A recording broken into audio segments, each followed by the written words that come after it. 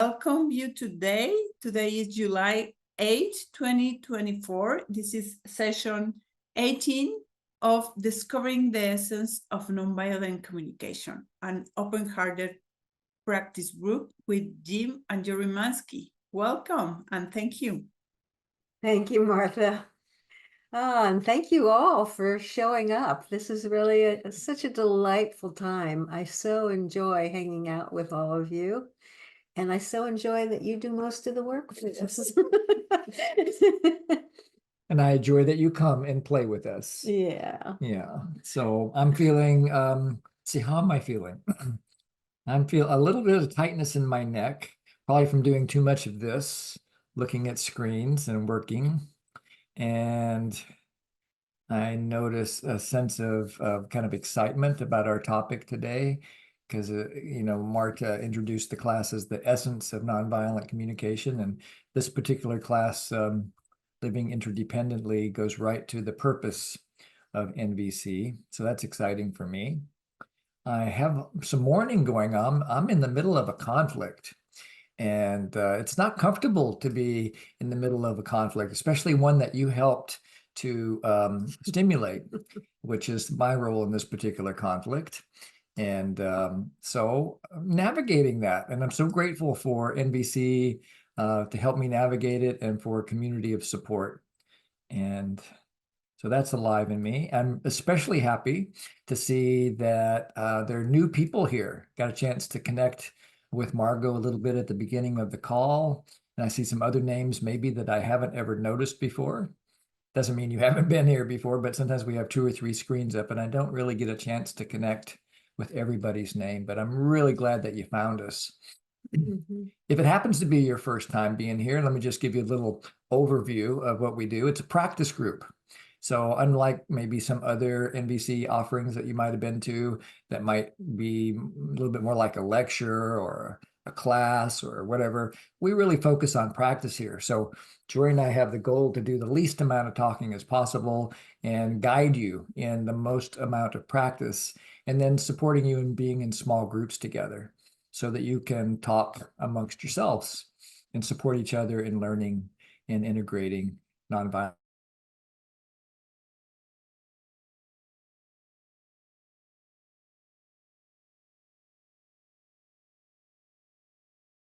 Really utilizing nonviolent communication to work with yourself, work with your own feelings and needs.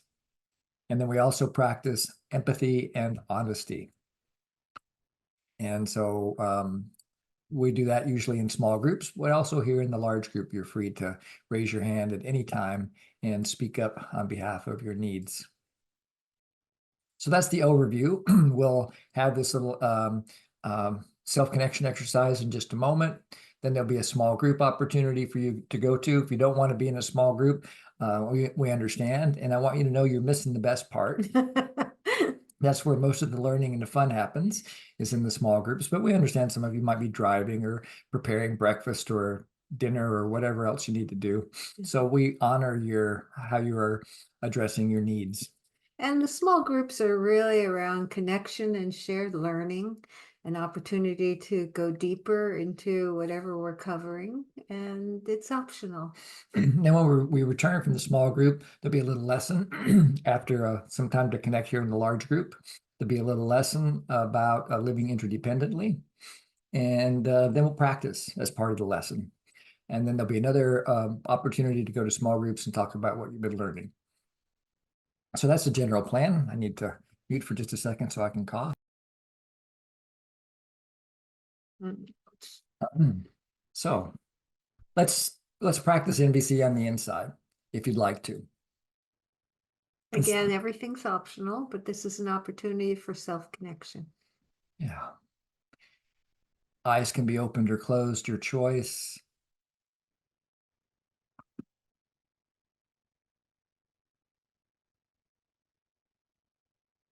And this will be, for those of you who were here last week, this would be just a little bit of a review of what we did last week, which was a class on discernment, recognizing that we have a choice. So just look at right now this choice that you're confronting. You could choose to do this exercise or not.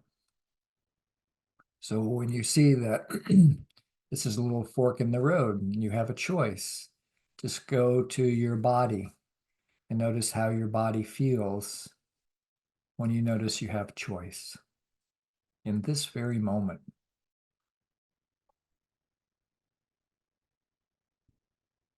And when I say go to your body, what I mean is pay attention.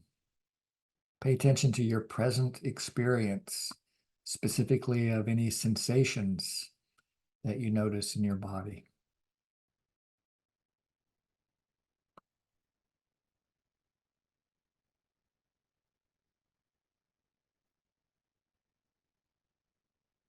Sensations could be really specific, like a tickle in the throat or butterflies in the stomach or pain in the neck or something like that.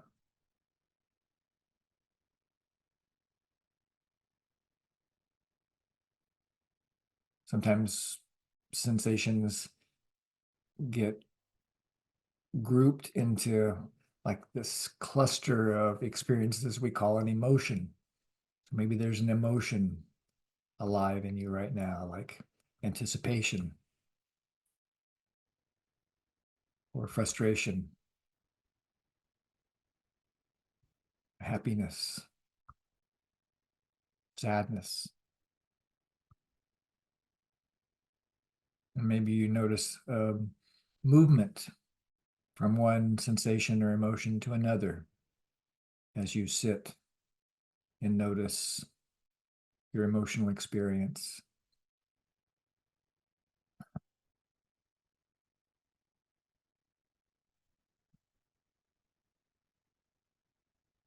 So even though you have apparently chosen to practice, each moment is a new chance to choose again. Each request that I make is like a new little fork in the road. And so you can continue to practice with each of these choice points. So for example, I'd like to invite you to change channels a little bit and shift from feelings in your body to needs. And one way to consider the question of what are you needing right now is what's important to you in this moment.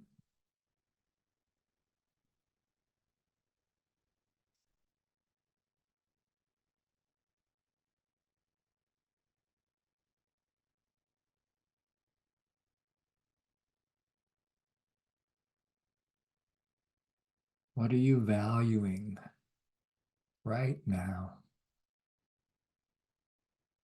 Is it self-connection, learning, growth, something else? Community, self-acceptance?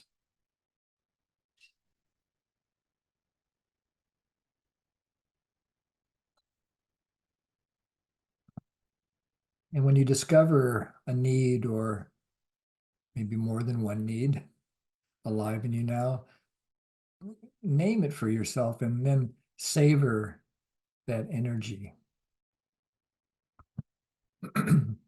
Needs kind of show up as an energy in the body,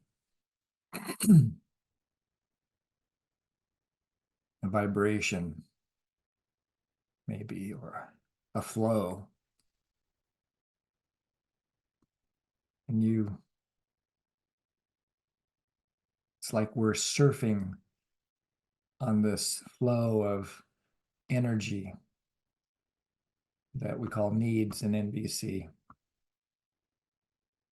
So just be with that energy as you move through the choices that keep emerging for you from moment to moment.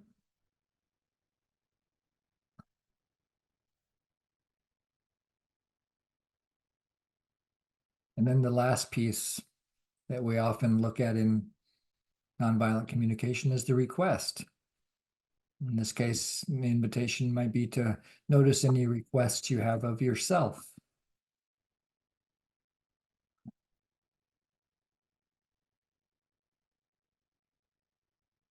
What would make this experience that we're sharing together more wonderful for you today? What could you ask of yourself?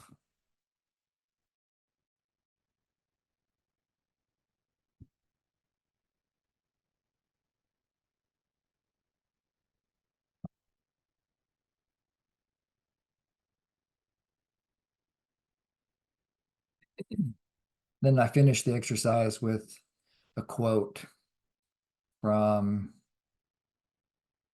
Martin Luther King Jr. And then I'll put it into the chat for you to follow along with.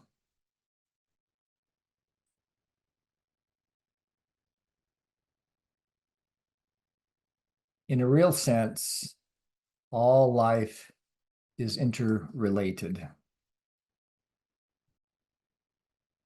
All men are caught in an inescapable network of mutuality, tied in a single garment of destiny. Whatever affects one directly affects all indirectly. I can never be what I ought to be until you are what you ought to be. And you can never be what you ought to be until I am what I ought to be.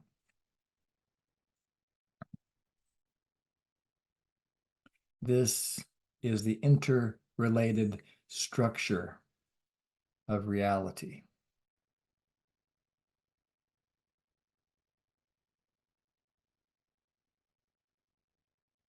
So the invitation is now to go to small groups and maybe meet some old friends or meet some new friends, and to talk about what's alive in you as you meet new people or say hello to friends that you've made here in the past.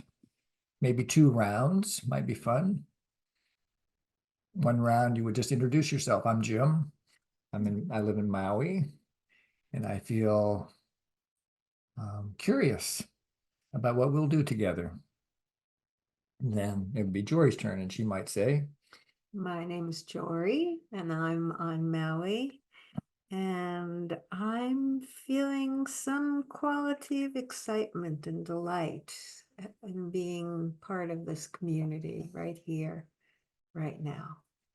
and then there would be a 2nd round. And in the 2nd round, you might just share what comes alive in you after considering the self-connection exercise, when your experience of that, as well as the quote from Dr. King.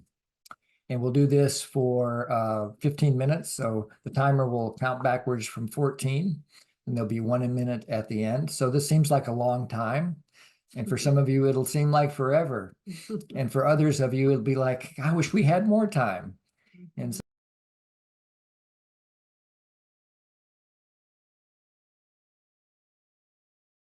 Yeah. I hope you enjoyed that. Let's do a little quick practice.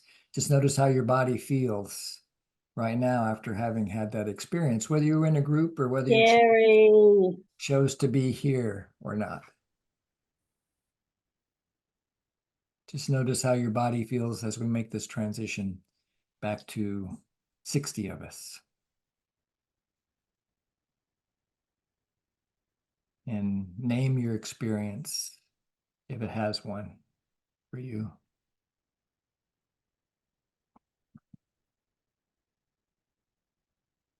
And allow it to be.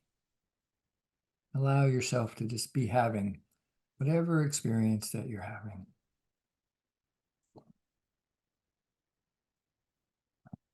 And then consider, would you like to speak up? Would you like to share what's alive in you with the rest of us? Because we always love to hear some voices at this moment. All voices are welcome, especially new voices, but all voices are welcome. If you'd like to share what's going on for you, we'd like to hear it. just raise your electronic hand because we may not see you if you do a Zoom dance.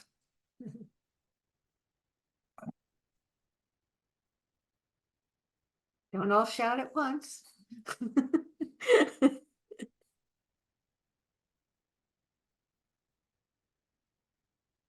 Okay. There you go. Hey, Allison. You're still muted. I saw you working on it. I wondered if you're trying to do that. Well, I know I've been playing with this stuff for a while, and that 15 minutes was a new threshold for me. The three of us went into the work that we do in the world and immediately went into this place that's so connected to me, to NVC and to Marshall and to the root of the flame of the essence of NVC. And people talked about their spiritual practice, but not as spiritual practice, but as experiences, as connective experiences, connecting with themselves, connecting with that mysterious, unexplainable things that happen that seem to be healing and supporting and loving. And the three of us all together, it was one of the most delicious 15 minutes I have had, and I thank you so much. And to hear people's words, the words they use to describe this delicious opening and connecting. Thank you. Thank you, Allison. Thank you. That was really fun to hear. It's fun. Thank you for sharing that It's with fun to us. savor that with you. So just imagine the joy and the resonance that you three were experiencing. It was so easy. It was Yeah. so easy. Wow. Yeah. That's the world you want to live in, huh? Yeah, Yes. I love it when it's easy. Who doesn't? It's easy when you come together like that. So grateful to have this container where people who have that, whatever words they use, but the aspiration of the heart to have that experience and feel so safe here because that's who comes. That's who comes. Thank you. I'm really glad that that's your experience. That's what we aim for.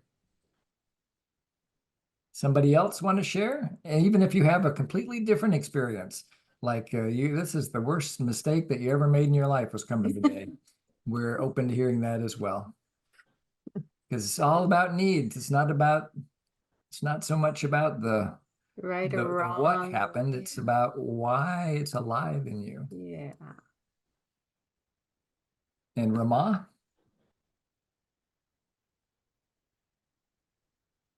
Hi, Hi. Hi.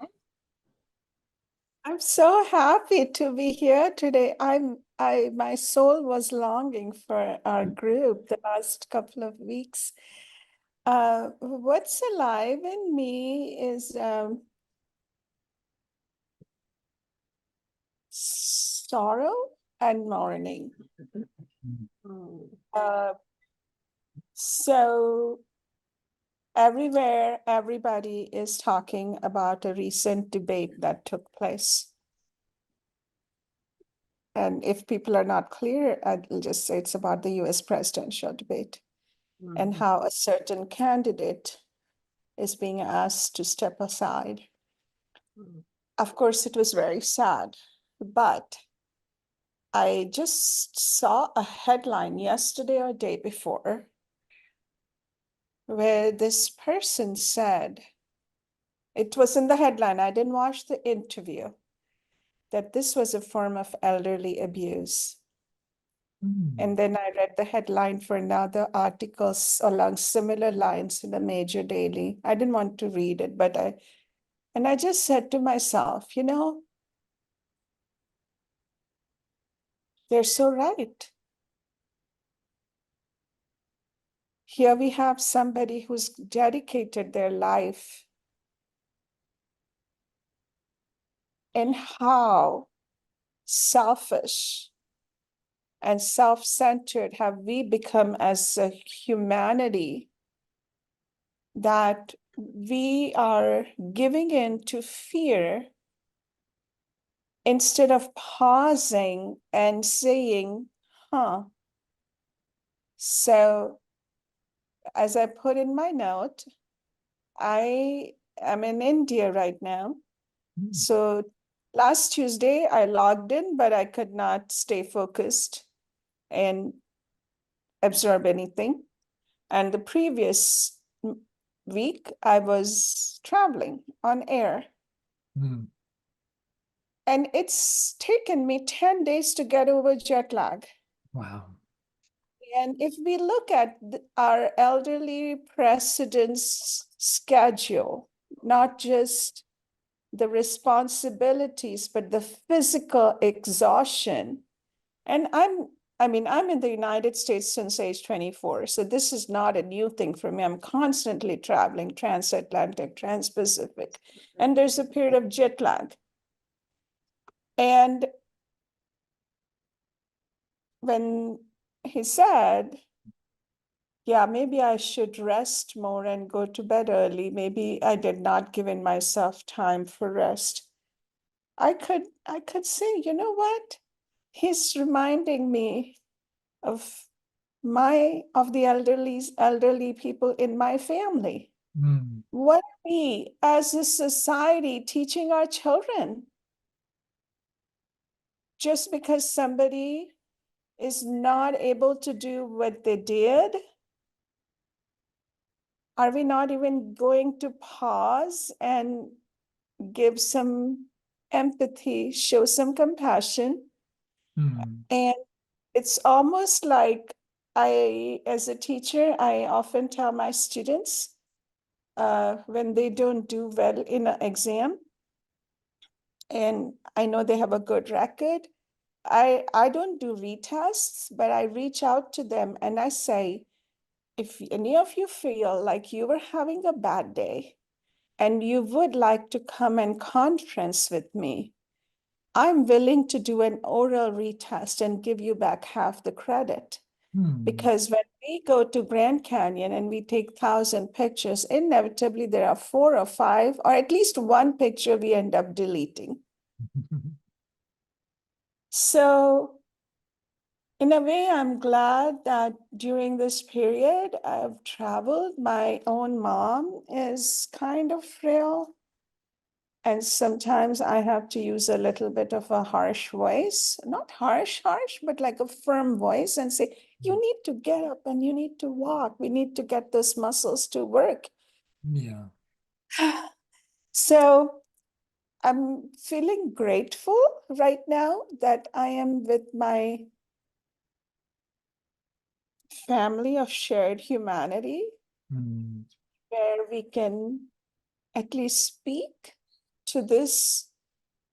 And I'm not talking about solutions, about next steps. I'm just talking about, can we celebrate all the wonderful work this person has done and mourn how he's being treated? Mm. And if the president of the United States of America can be treated like this, what about the elders in our homes? Mm. And we keep reading about elderly abuse Yeah. in our nursing homes. Mm. And it's not about the United States, it's about the world. How are we treating our elderly? And if this is how we are treating our elderly, we are setting an example for our children and grandchildren that it's okay to treat our elderly like this. Yeah. And you're really longing to live in a world where everyone's treated with dignity and respect. Yes. Thank you for this opportunity to share. Thank you, Yeah, Jim. I share your mourning. Yeah, I share that longing as well. Thank you for your willingness to speak up and to join us from India on your special family trip. Thank you for being here. Time for one or two more if anybody else would love to be heard.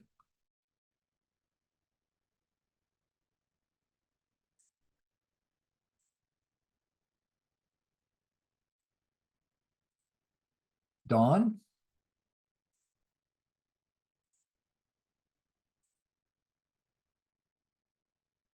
Hello. Dawn?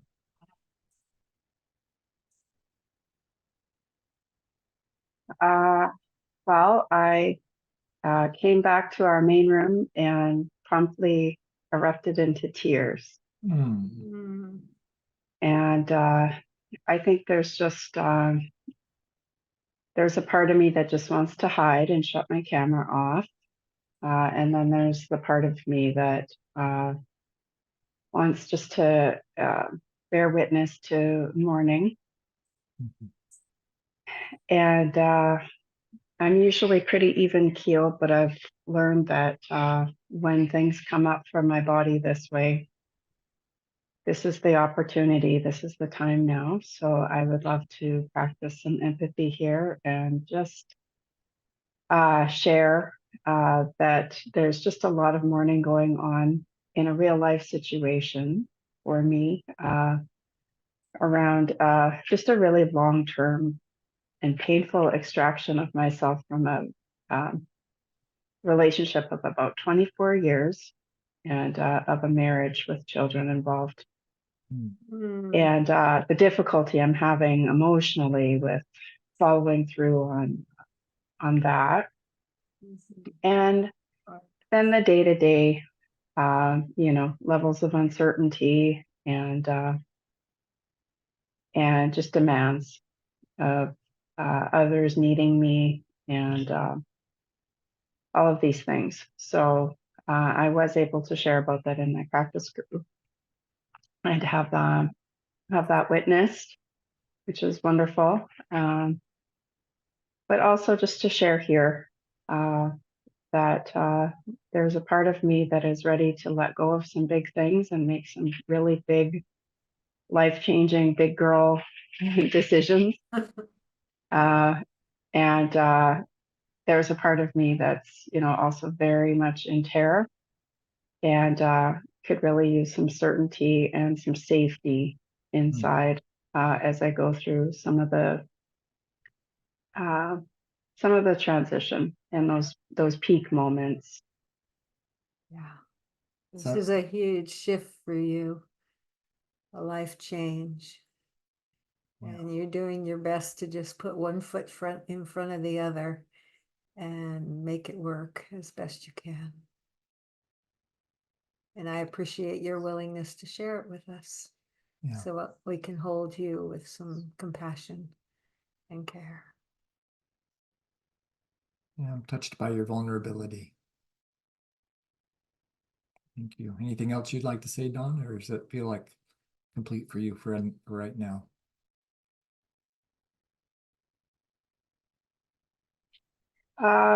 I think the only other thing I'd like to acknowledge is the feeling of warmth that comes just by being witnessed as in the NVC way.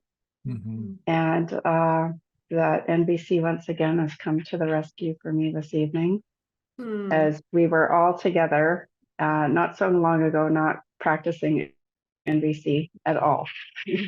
So I'm glad to be here and to really feel the shift like night and day. Thank you. Thank you.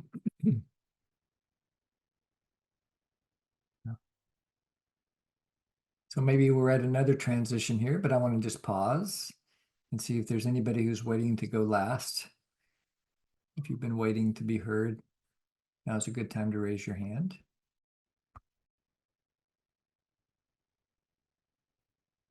Yeah, go ahead, Soumya. Thank you. I wrote what I wanted to say in the chat, but I'm going to read it out because it's helpful me. I'm really connecting with Rama's feelings of sadness, worry, and maybe even anger at how senior citizens and elderly people are treated in the world. And I've grown up with my own grandparents who are no longer there, but I've seen how elderly people get treated, and it's quite shitty. So I feel the heartbreak very, very deeply. and that longing that Rama had for just fundamental dignity and safety and appreciation for people who are senior citizens, people from the elderly community. But I'm also sitting, there's no but, and I'm also sitting with just some level of curiosity and maybe confusion about elder abuse in Biden's context, because I believe that asking for Biden to step down is coming from the needs for dignity and safety for Palestine in Palestine. And Biden has directly financed and aided and abetted and supported and stood by Israel, which is committing genocide in Palestine, ongoing genocide. What, 8-9 months? I can't even keep track, since October, but really since like the beginning of time. So I'm wondering if accountability and abuse are being conflated, and that is bringing me a lot of heartbreak, because I truly believe that none of us are free until Palestine is free from Zionist ideologies and beliefs. And I'm just thinking about thousands and thousands of people who are dying because of what Biden and Israel are doing. And I have no words. Nothing I say is going to justify or even express how I feel about it. So I'm and there's a part of me that really wants to see a world where elderly people are respected, appreciated, supported, and loved. And I also want to see a world where Palestine is just free from colonial, oppressive, white supremacist practices of the world, and honestly just free from Israel and the United States. No. And I would like for that to happen in my lifetime. I share that. I put it at the need level. I'm guessing that what it's about for you is that every human being be held with a quality of respect and dignity, and that the resources of the world go towards caring for the needs that are alive, in terms of like the basic needs for nutrition and peace, and making sure that people are safe and so forth. And that it just breaks your heart to see people hurting and dying, whether they're elderly people or young people. You really long for everyone to be cared for in a way that equally values their needs. Is that close? Yeah, that's the NVC way of putting it. I would just go ahead and say that none of us are free until all of us are free, and none of us are free until Palestine is free. So, yeah. Kind of like Martin Luther King's quote, right? I mean, it really goes right back to what Dr. King said, that I can never be what I ought to be until you are what you ought to be, and you can never be what you ought to be until I am what I ought to be. This is the interrelated structure of reality, that we're co-responsible for how we treat the elderly, and how we treat Palestinians, and how we treat Ukrainians, and how we treat everybody. And finding where our own circle of influence is, in order to put as much energy as we can to make requests that might matter in our own communities, and then to advocate for the world that we want to live in to those that are elected supposedly to do our bidding. Yeah. Thank you. Yeah, thank you for putting a voice to something very, very deep and important in my heart, and I think in a lot of people's hearts here. Yeah. So, and it's a great transition, because we're talking today about living interdependently. And so as we make this transition I put a slide up, but you can just close your eyes and rest for a moment. As we make a transition from the group to your own inner work, we're going to focus on some practice with NVC around this idea of living interdependently. Just notice how your own heart feels right now after these sharings, these heartfelt expressions of feelings and needs.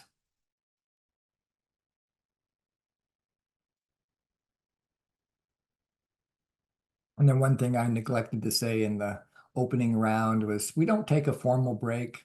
We encourage you to take care of yourself throughout the call. So if you need to stretch or go take a biological break or whatever, we won't be offended if you turn your camera off for a few minutes and disappear. No need to explain or anything like that.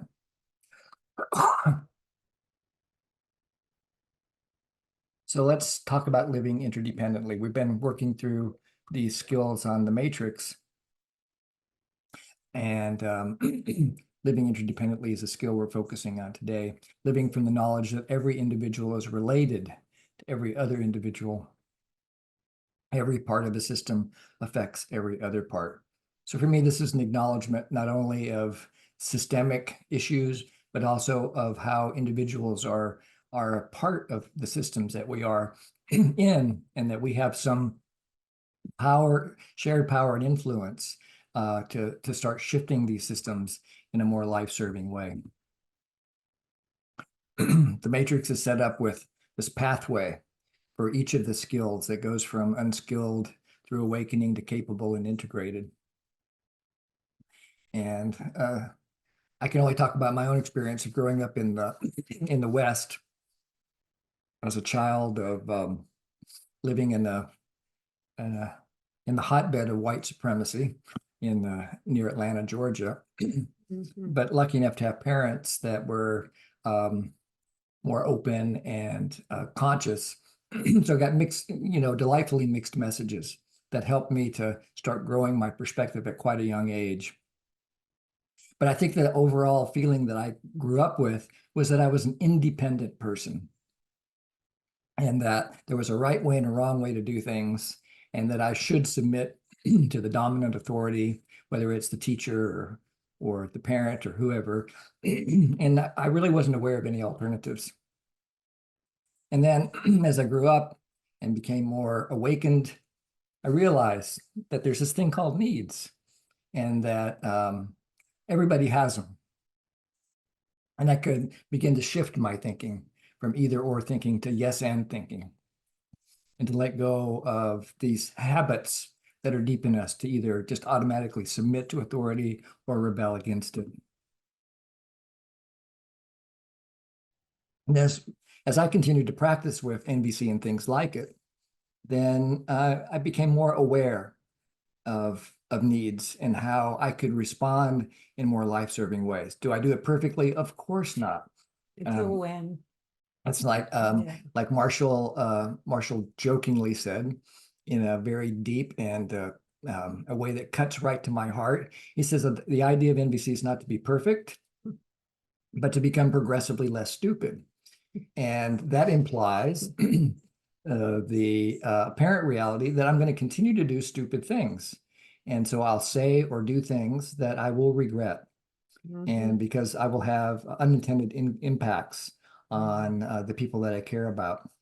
And it's not just Jim. He himself said that will happen in his life, and did. It's, I think, part of my personal experience. Perfect timing. I appreciate it.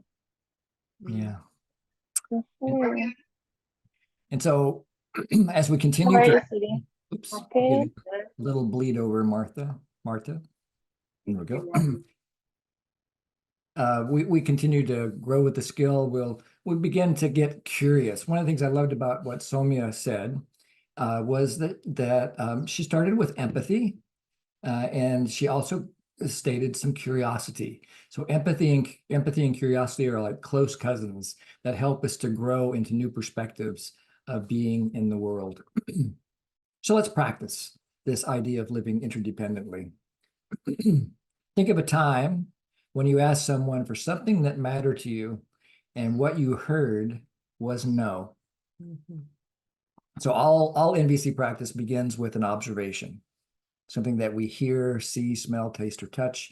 In this case, the invitation is to consider a time when you asked for something and you heard no, and then to write down the observation.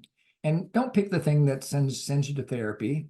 Pick something that's relatively easy, like maybe you ask your kid to take the garbage out and they say no, or you ask your kids to brush their teeth or whatever it is, and you hear no. And so pick an observation that's relatively easy to work with.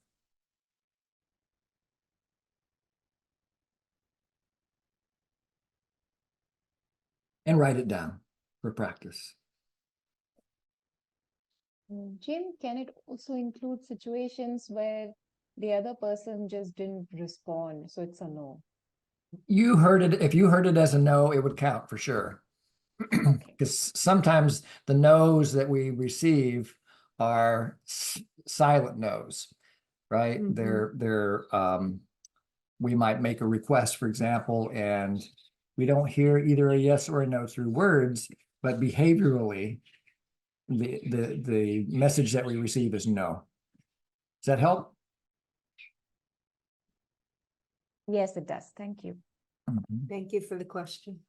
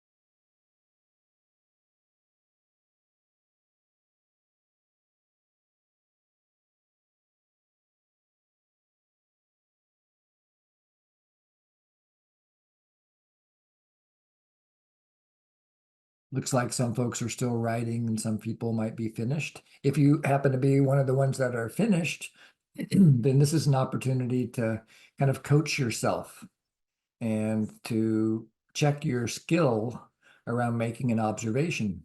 And so what I mean by that is you look at what you wrote and just check if any moral judgment has crept in, any notion of right or wrong, any kind of diagnosis of what the other person is or isn't, who said no to you. And you don't need it for this step. There might be a place for it later, because all of our emotional experience is important. But for this part here, we're just working on getting a clear observation.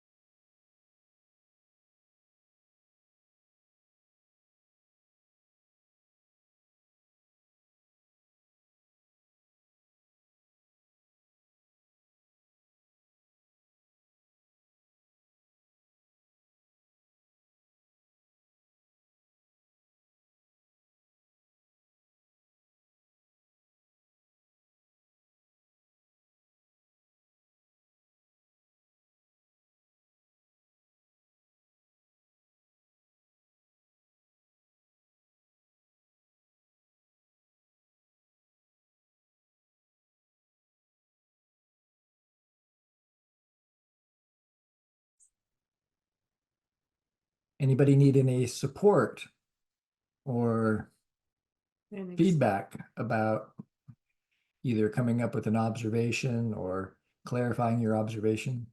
or an example that would support you?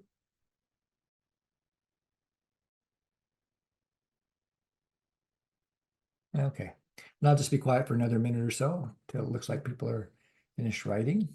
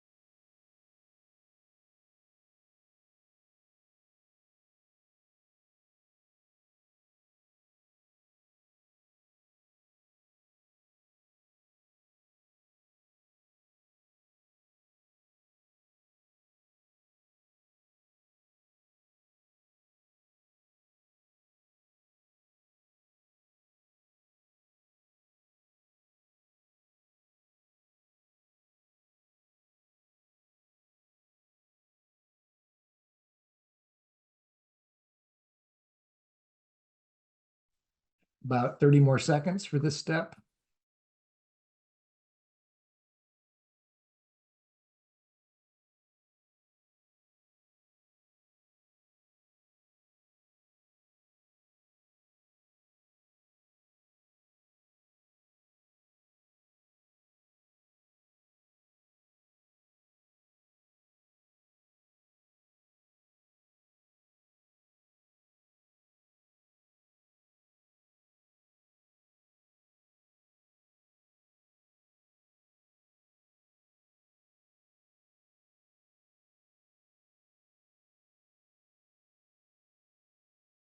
Anybody have any questions about this observation step? We've been doing it every week for 14 or 15 weeks and or 4 years. But if there's anybody who's brand new and doesn't know what we're talking about, then please feel free to ask. Okay, moving on.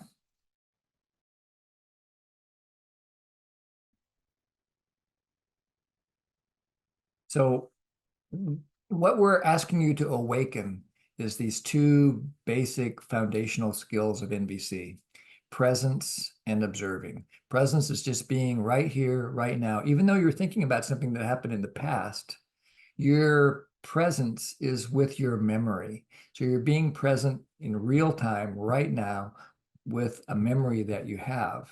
And this is awakening your skill of observing, to be able to be very clear and make the distinction between what you see, hear, smell, taste, or touch, and then also what you notice in terms of your thinking, so that you can just be really clear about the observation.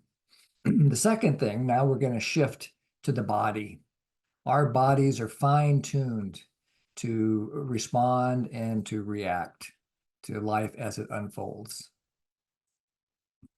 So how did you react? Just first go with your biologically based reaction. When you heard no, what did you notice? What did you notice in terms of sensations in your body? Where's the energy in your body? Is it in your feet?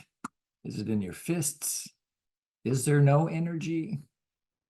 Is there energy in your throat, in your mouth? What do you notice in terms of tension or urge? Do you want to fight? Do you want to flee? You want to freeze? You want to make things better? What's your gut reaction?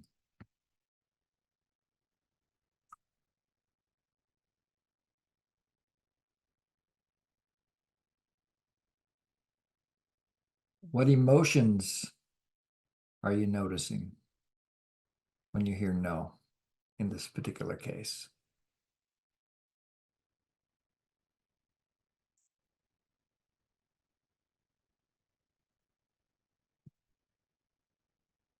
Sensations and emotions are feelings, and these feelings, they just come up naturally. It's just our human condition to react to what happens in life. Something stimulates us, and we react.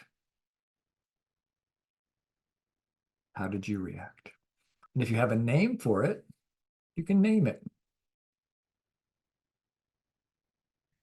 So you're also can be aware of thoughts that you're having. So you might notice judgments about the other person, judgments about yourself. These judgments can take lots of different forms: right, wrong, good, bad, appropriate, inappropriate. What somebody is, what they deserve. Do they deserve to be punished? So, not asking you to not have these thoughts, but rather to notice them and to name them. I'm telling myself it's not fair that they said no, or whatever it is for you.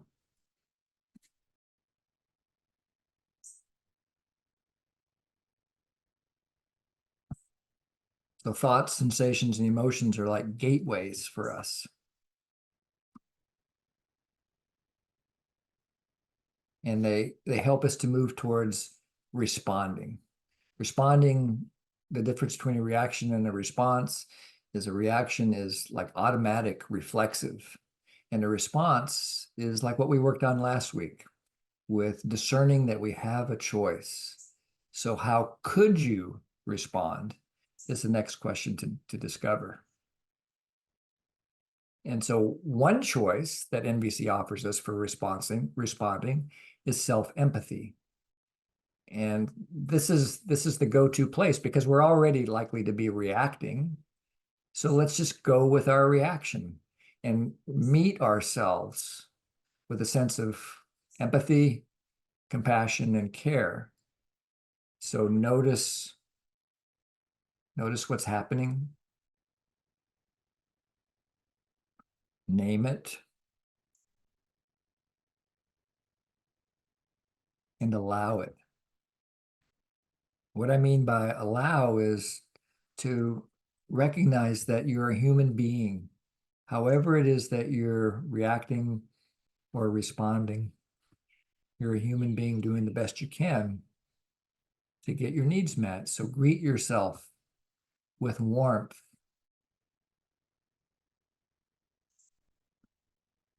Like Jori often says, speak to yourself in the same way that you might speak to a child Or a beloved that you really deeply care about. So speak to yourself with love, with a tone of acceptance.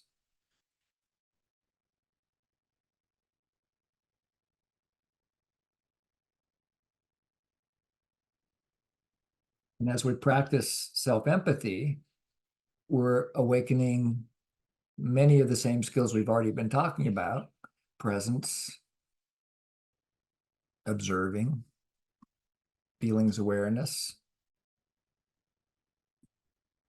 self-acceptance.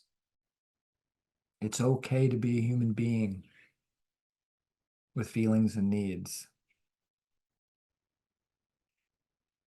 This cuts against the cultural grain that many of us experience. Big boys don't cry, stiff upper lip, and all that kind of stuff.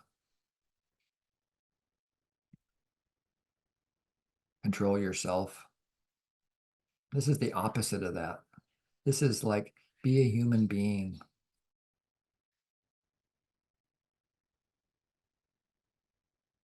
Another way you can respond is with empathy. Once you've attended to what's alive in you, maybe there's a chance to get curious about what might be going on in the other person when they apparently said no to your request. So ask yourself, what's alive in the other person when they say no? Get curious about their feelings and needs. So when you put yourself in their position, given the way they were programmed and educated and the state of their needs in this moment, what do you guess are they feeling and needing?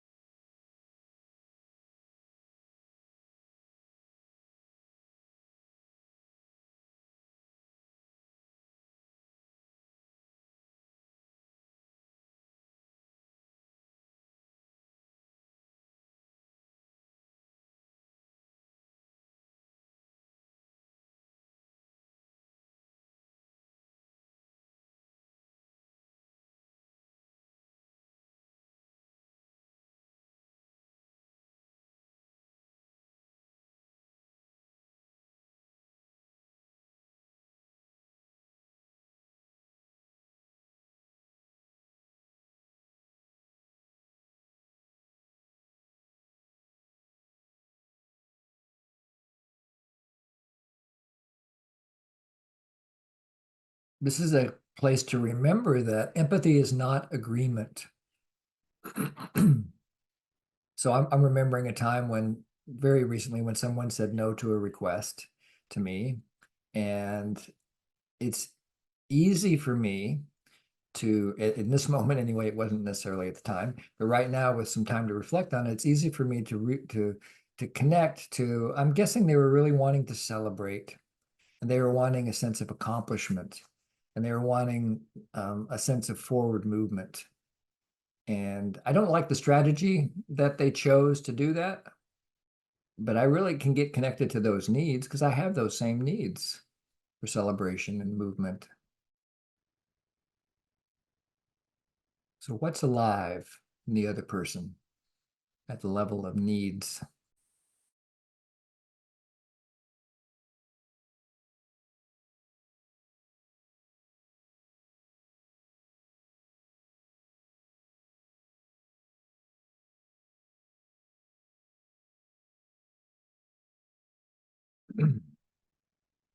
One way to get in here is to sense feelings, especially if you're actually with the person. It's a little bit more challenging on the phone for me or on Zoom, but with practice you can get there. But when you're actually in the field with somebody, when you're actually in the same room, you can resonate. There's a quality of human resonance. So you can sense their feelings. This can be a way to begin to empathize with what's alive in them. You can notice their nonverbal communication. It might show a tight face or crossed arms, or some of these things might be signals about their feelings.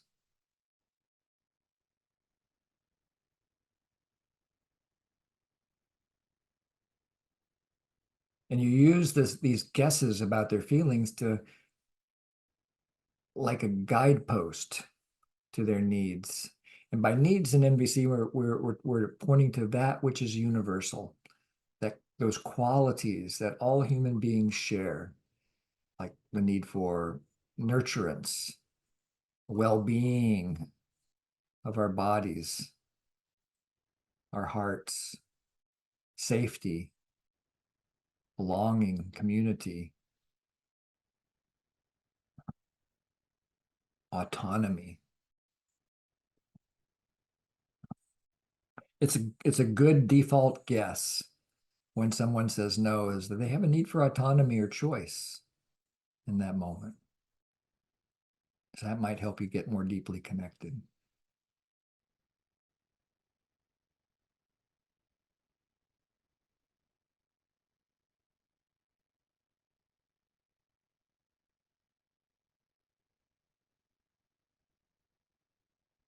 So this connecting to needs, this is like we worked on a couple of weeks ago with dissolving enemy images. This is how we humanize the person that said no. And it might even remind us that we want the power to say yes or no. And certain, we don't want to have to submit to every request that's made of us. So just like me, this other person sometimes prefers to say no. And now I see that they're a human being. Our shared humanity. We have a dog that lives with us now, and I even see it in her. Sometimes she just wants to say no. And I can guess what her need is. She wants to play, or she wants to Go be with her daughter. Right, her Yeah, mama, Her mama. something like that. And we can choose to make a needs guess out loud. We don't have to, but sometimes we can make the guess out loud, and this can be profoundly connecting. So rather than saying why we don't like their choice, we can make a guess about the needs behind their choice to say no. This can actually deepen our sense of connection. So just take a moment and imagine if you were going to make a needs guess in the way that you would speak normally in your household or in your workplace or at your school or wherever. How could you make a needs guess that didn't sound like some kind of NVC robot?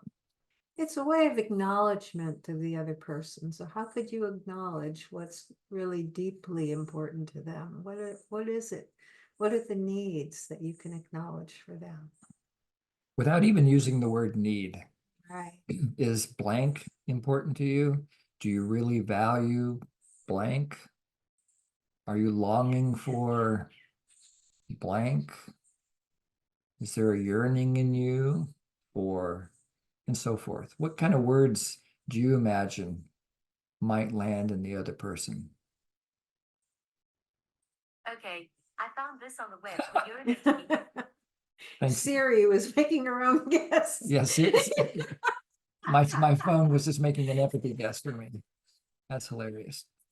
Okay. Oh. So from this place now, we've taken some time to get connected to our own needs with self-empathy.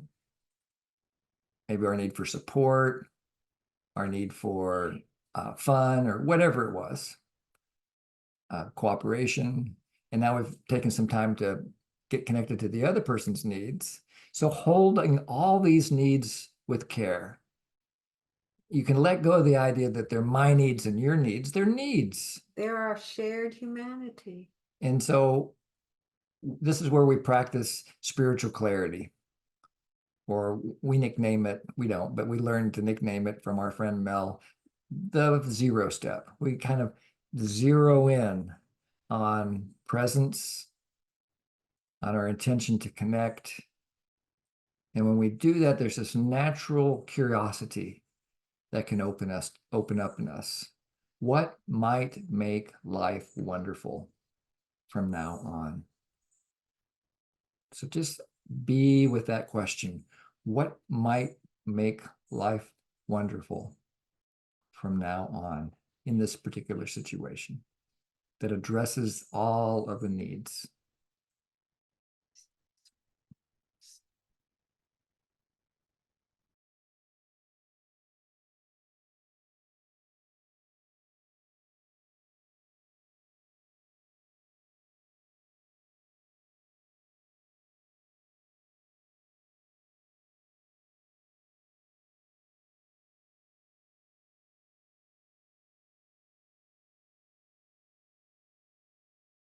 This is how our brains operate.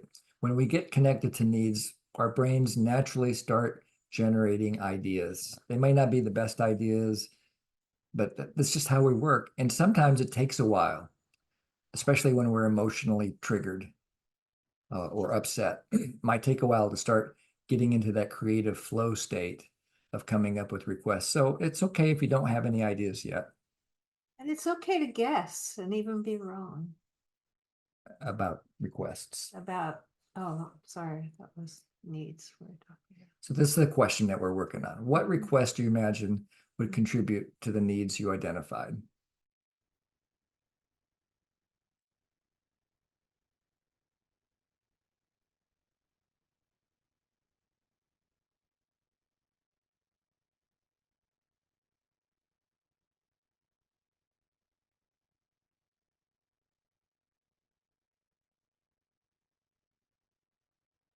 It's not always to meet, easy to come up with requests.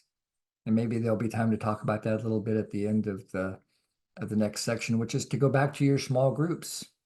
Wherever you are in your process is perfect for you right now. But the idea now is to go and connect with friends for about 20 minutes to talk about your own experience of going through what it's like for you to hear no. And also to be able to hear what it's like for the other people in your group, which also brings some depth of understanding. Yeah, exactly. It's a chance to practice your honesty when you're talking about your own experience and your empathy when you're listening to the experience of somebody else. So Marta, whenever you're ready, you can set up the groups for 19 minutes plus 1.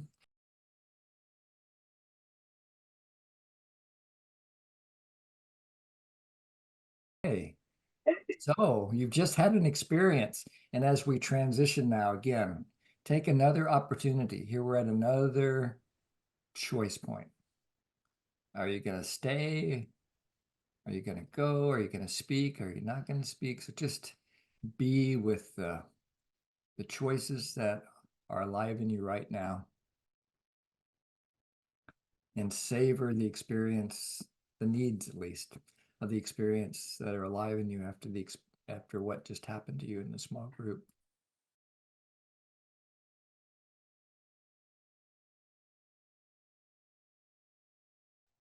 And we do have some time to hear from a few of you. If you'd like to share what you learned, that's mostly, we call this the harvest. So what did you learn from the practice today? What insights are you taking away from our chance to practice together? So if you'd like to be heard, like either Doug or Terry, then raise your hand, your electronic hand. Go ahead, Doug or Terry. Where did you go? There you are. Go ahead, Doug or Terry. Yeah, thank you. Yes, so it actually had to do with the discussion earlier and bringing up the topic about the presidential issues and stuff that we're facing in the United States. And when the two people talked about the things going on with them, I could feel like these triggers coming up with both of them. And like I just have all these conflicting feelings about it and stuff. And so like in my mind, I'm like thinking of responses. And I think, you know, Jim, you kind of indirectly gave me empathy. You know, I don't know if it helped the two who brought up the concerns. But when you brought the empathy up, is like, oh, that's what I'm feeling. You know, instead of my brain switched from, you know, thinking of the response and the retort and things like that to, yeah, that's what I'm needing. I need that. And feeling that felt pretty good. So sweet. So you had an experience of resonance. You heard my empathy and it really resonated with something alive in you, and it kind of helped your nervous system to reset and to connect with at the level of needs and humanity. Is that right? That's right. Yeah. Thank you. You're welcome. Thank you for sharing. Yeah, thank you. And then Tanya? Well, first is Asta. I don't think so, but go ahead. Go ahead, Asta.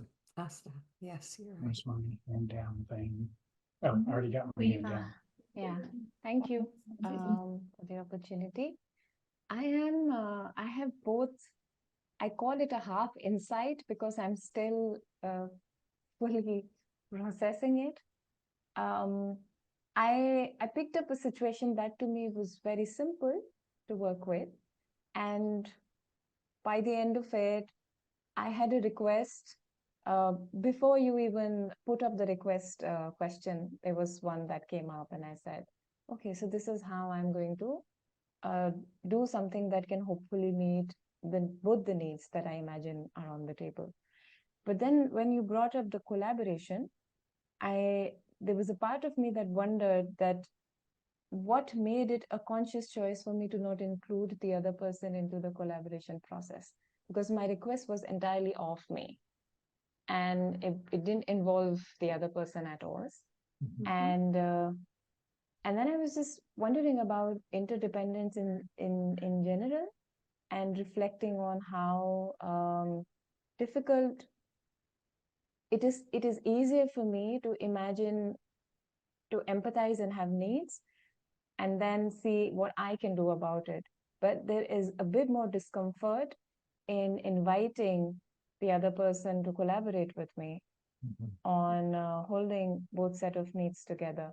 And I was just recognizing that as a muscle, because actually just the possibility of me working with that person towards holding these set of needs together feels so much more enjoyable than me finding this way, which also will meet some of my needs, but there is something which is still missing. It is still not as juicy and not as fun. It's not as easy. It's not as complete. So I'm just sitting with that and wanting to still hold it, not with the desperation and the attachment of, oh, you have to come in and be with me and collaborate with me, but how do I open my heart enough to invite them to collaborate with me? That's what I'm still like sitting with. Yeah. Beautiful. Yeah. And what I'm really catching is kind of a tension. Let me see if I've got it. That there's that you enjoy feeling the sense of power that you have to make a contribution, to make a request. And on the other hand, you're missing maybe hearing another person's ideas or voice or so forth. And you see that might really contribute to have that sense of connection and I like a shared vision or mission in that moment. Is that right? Yeah, it almost feels like a longing for a deeper connection with that Longing for a person. deeper connection. Yeah. Thank you. Thank you. And I was listening to you, but there was a bird out there making a lot of noise. I wanted to be able to hear you. Thank you. And I see that Doug and Terry raised their hand again. Are you done, Asta? Yes. I see that Doug and Terry raised their hand again. So maybe they weren't quite done before. So Doug Terry wanted to go too, so we'll just wait for the lineup. Okay, great. Go ahead, Tanya. So this has been a really fortuitous topic for me. The 4th, I've shattered my right ankle, and I am so I can't put any weight on my right foot for 2 months. And so this thing about hearing no and negotiating some. My husband is having to be my primary caretaker, and I'm not used to not having things my way. I usually take care of myself and I have it my way. And so the experience of just saying, how do I collaborate? And how do I really appreciate what is being done for me as a true offering, and not get stuck with hearing it as no if it's not exactly what I thought I was going to get.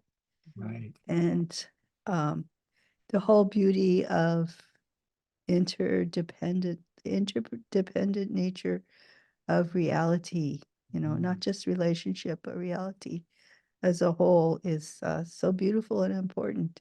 You're really in the thick of it, Tanya. I really catch how this has just happened, and now you're making huge adjustments to how your life is unfolding, and really in a reliant situation with your husband caring for your needs in a way that in your preference you'd be able to get them done your own way. Right. And that's and so learning to have some having some flexibility, resilience, and appreciation is so central to everything. And just knowing how difficult this is it's physically exhausting for him. Oh yeah. It just is. Being in And Canada, so it's like he's chilling out. Yeah.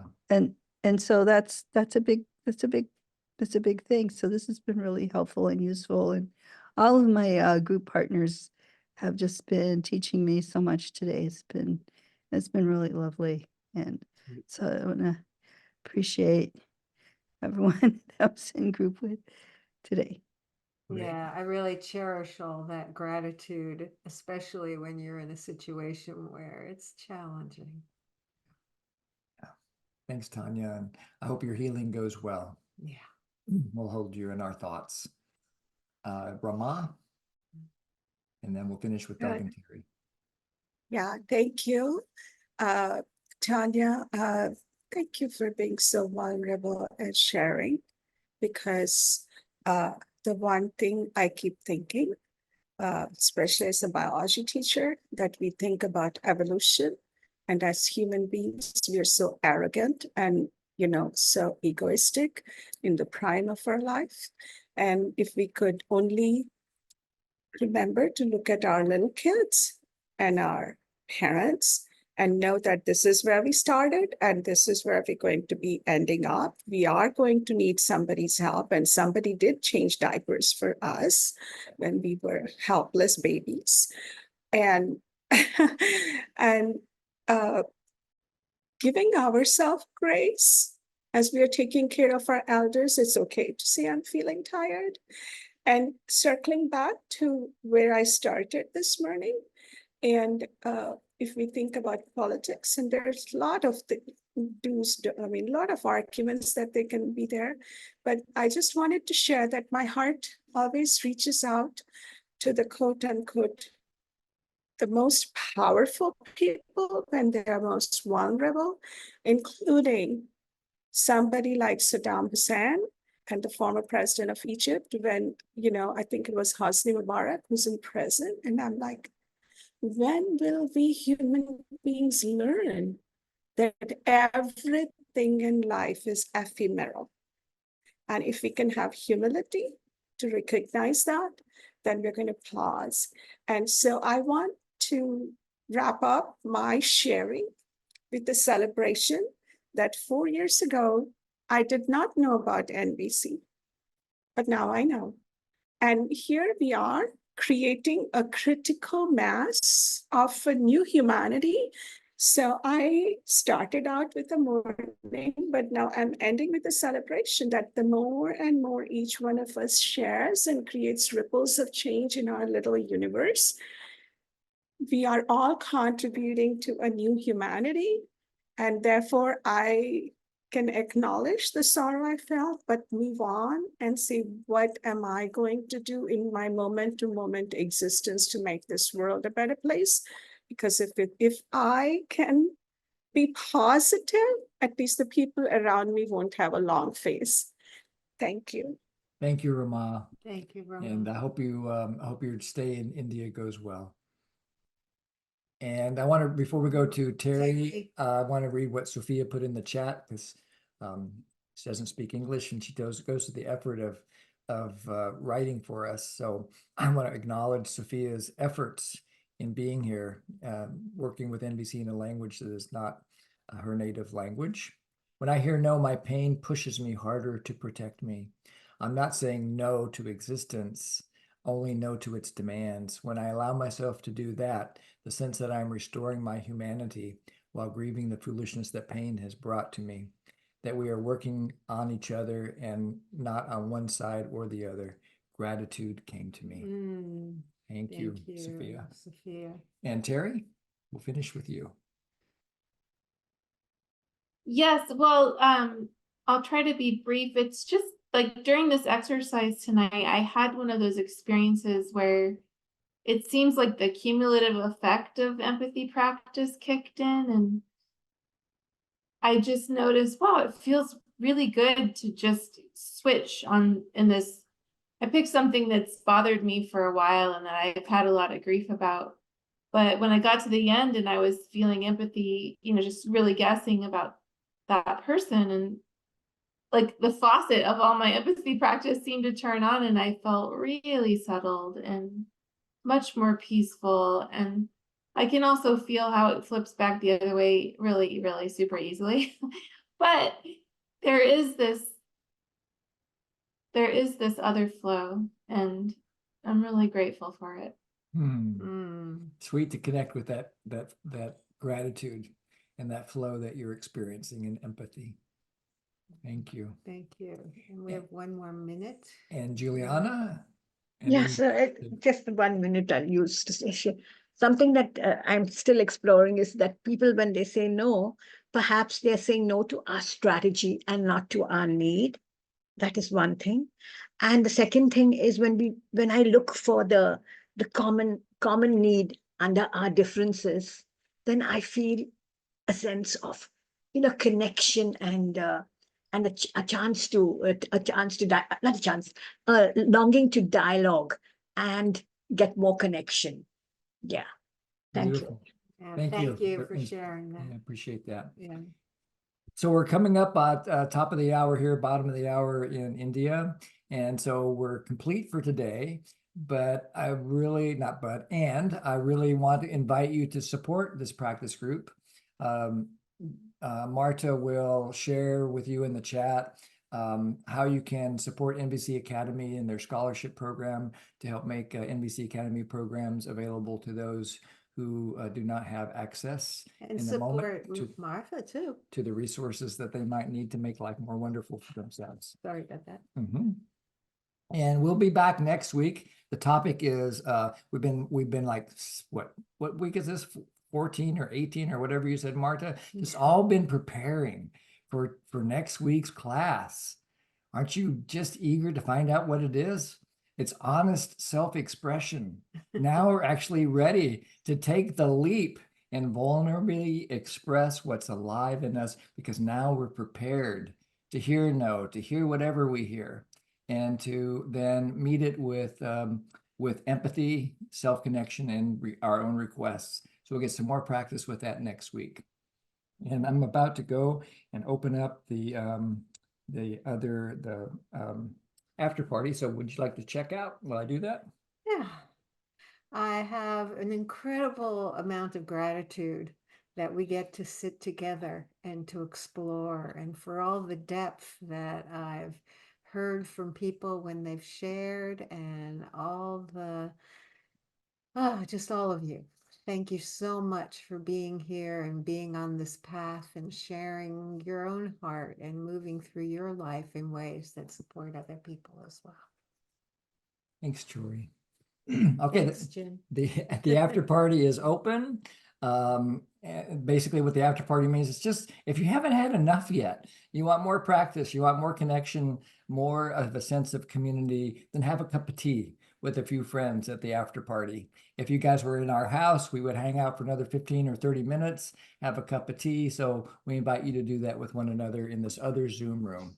And we'll see you all next week. Thanks, Marta, for all your support. Thanks to NVC Academy for making this happen. And thank you all for being here from all around the world. Aloha.